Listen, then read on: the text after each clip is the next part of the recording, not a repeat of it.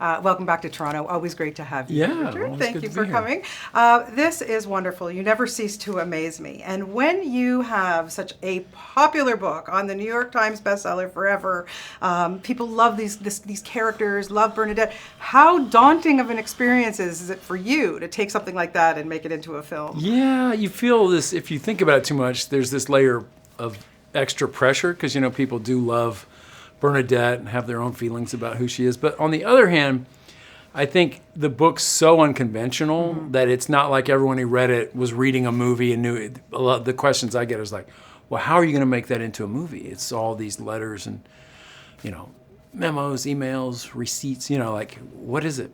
So at least they seem to appreciate that we've taken a good cinematic run at this kind of crazy story. Yeah, it is crazy. And, you know, casting Cate Blanchette, I mean, brilliance. Honestly, what did you see in her that you went, you know what, she is so wonderful? Well, there's something about if you're going to portray a genius, like only a genius can portray a genius believably, and those are very limited areas, so Cate fits the bill. What surprised you about her when you started to work with her? I don't know if it surprised me, just how,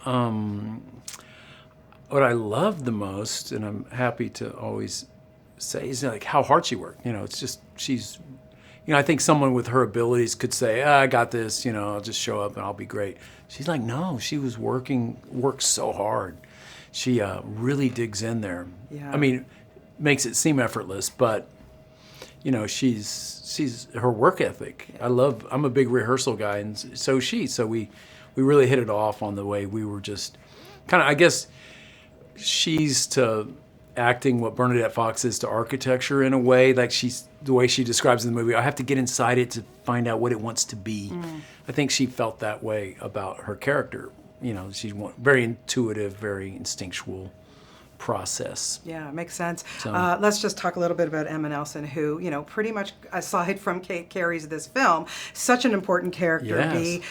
What is it with you and finding these up and coming newcomers? You know, Eller Coltrane. Oh, who was Matthew McConaughey? Who was Ben Affleck? I mean, look what they've gone on to become. And now this Emma Nelson. Holy mackerel! What did you see in her? Just utterly natural.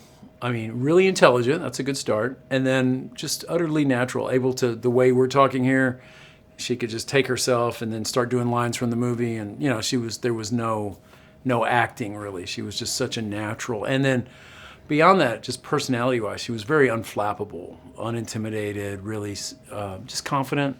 She felt like B to me. Like B would be very confident and around adults, very sure of herself in a certain way. B's very precocious. So. Did she and Cate hit it off right away? Yeah, I think so. Felt like it. Yeah, they just kind of jumped in there. It's weird, like, oh, you're mother-daughter. Like, you have to just imagine that whole, but it's like, here we are. But no, and Billy and Emma jumped right in and became a family member very quickly. Yeah, I think we all have breaking points. What would be yours? Oh, breaking point.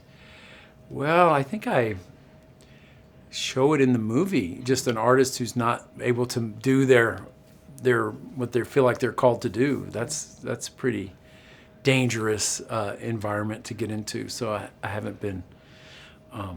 I've been pushed to that breaking point, but not for 20 years. So. Yeah. Well, please don't ever hit that breaking point. I love all your stuff. I wouldn't do it by choice, Good. but you know. Well, we won't let you. So there you go. Well, okay. Congratulations on this one. Another outstanding film, and always lovely to talk to you. Thank you.